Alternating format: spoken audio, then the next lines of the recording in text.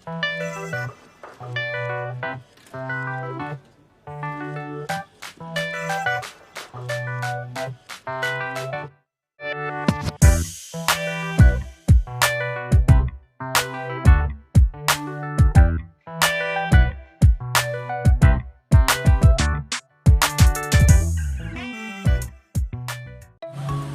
keputusan atau decision tree.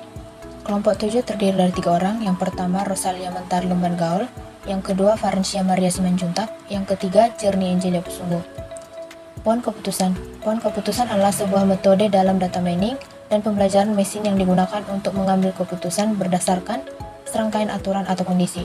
Pohon keputusan mirip dengan pohon dalam kehidupan nyata, di mana setiap cabang mewakili keputusan atau konsekuensi dari suatu keputusan. Di sini terdapat contoh decision tree untuk mengambil keputusan apakah hari ini hujan atau cerah. Tujuan utama dari pohon keputusan adalah untuk membantu pengambilan keputusan dengan mengorganisir informasi menjadi sebuah struktur hierarkis yang mudah dipahami.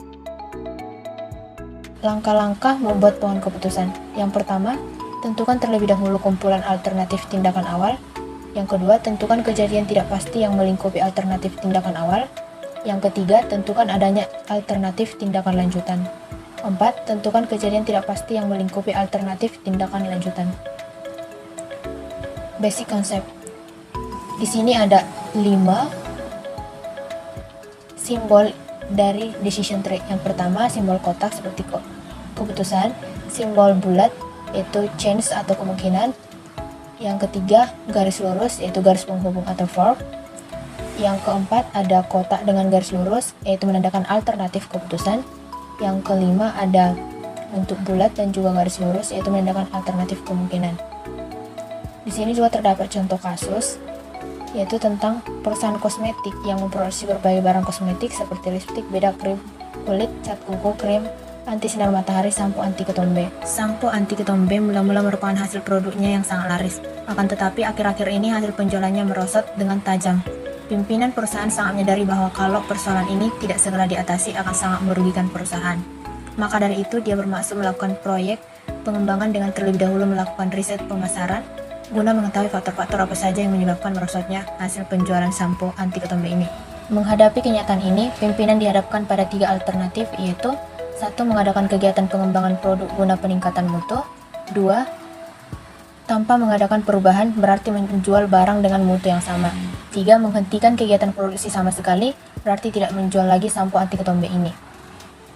Pimpinan menyadari sepenuhnya bahwa dia menghadapi serangkaian kumpulan alternatif yang saling bergantungan yang masing-masing dipisahkan oleh kejadian tidak pasti yang berada di luar pengendaliannya. Pimpinan tidak begitu yakin berkenan dengan keputusan manakah yang terbaik untuk diambil. Oleh karena itu, kita perlu menggunakan decision tree. Dengan menggunakan langkah-langkah pembuatan pohon keputusan, kasus tersebut dapat digambarkan dengan pohon keputusan. Yang pertama, tentukan terlebih dahulu kumpulan alternatif tindakan awal atau permulaan.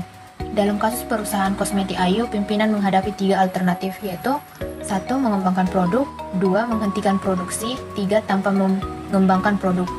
Alternatif permulaan ini disebut alternatif tindakan awal. Salah satu alternatif ini berdasarkan kriteria tertentu harus dipilih. Berikut adalah gambar diagram decision tree, yang mana ada 3 alternatif keputusan. Yang pertama, mengembangkan produk, yang kedua, menghentikan produksi, dan yang ketiga, tanpa mengembangkan produk. Langkah kedua, tentukan kejadian tidak pasti yang melingkupi alternatif tindakan awal. A. Alternatif 1, yaitu mengembangkan produk guna peningkatan mutu. Dalam hal ini ada 2 kejadian tidak pasti yang melingkupinya, yaitu hasilnya positif, mutu bisa ditingkatkan, atau negatif, tak berhasil meningkatkan mutu. B. Alternatif kedua, yaitu menghentikan produksi. Dalam hal ini kejadian yang melingkupinya sudah pasti penjualannya 0. C. Alternatif ketiga, yaitu tanpa mengembangkan produk, berarti meneruskan penjualan barang yang lama. 2 kemungkinan kejadian tidak pasti yang melingkupinya adalah meningkat atau menurun. Berikut adalah gambar diagram untuk menentukan alternatif kemungkinan. Setelah tadi membuat 3 alternatif keputusan, pada alternatif keputusan pertama terdapat 2 alternatif kemungkinan yang terjadi, yaitu positif dan negatif, sedangkan alternatif keputusan kedua sudah pasti penjualannya 0. Pada alternatif keputusan ketiga, terdapat 2 alternatif kemungkinan yang akan terjadi, yaitu meningkat atau menurun. Langkah ketiga, tentukan adanya alternatif tindakan lanjutan. Berkenaan dengan proyek pengembangan produk yang hasilnya bisa positif atau negatif, kemungkinan pimpinan bermaksud membuat keputusan baru. sebagai kelanjutan dari alternatif tindakan awal. Kalau hasilnya positif, tindakan atau keputusan yang akan diambil ialah memasarkan produk baru tersebut atau tidak memasarkan. Sedangkan kalau hasilnya negatif, tindakan yang akan diambil memasarkan produk lama atau menghentikan produksi. Langkah keempat, tentukan kejadian tidak pasti yang melingkupi alternatif tindakan lanjutan. Apabila produk baru yang dipasarkan ada dua kemungkinan kejadian tak pasti, maka hasil penjualan akan meningkat atau menurun.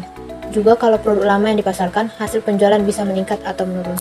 Berdasarkan contoh kasus tadi, dapat kita simpulkan decision tree-nya adalah sebagai berikut, yaitu terdapat 3 alternatif keputusan, yaitu alternatif keputusan pertama yaitu mengembangkan produk, terdapat 2 kemungkinan, yaitu positif dan negatif.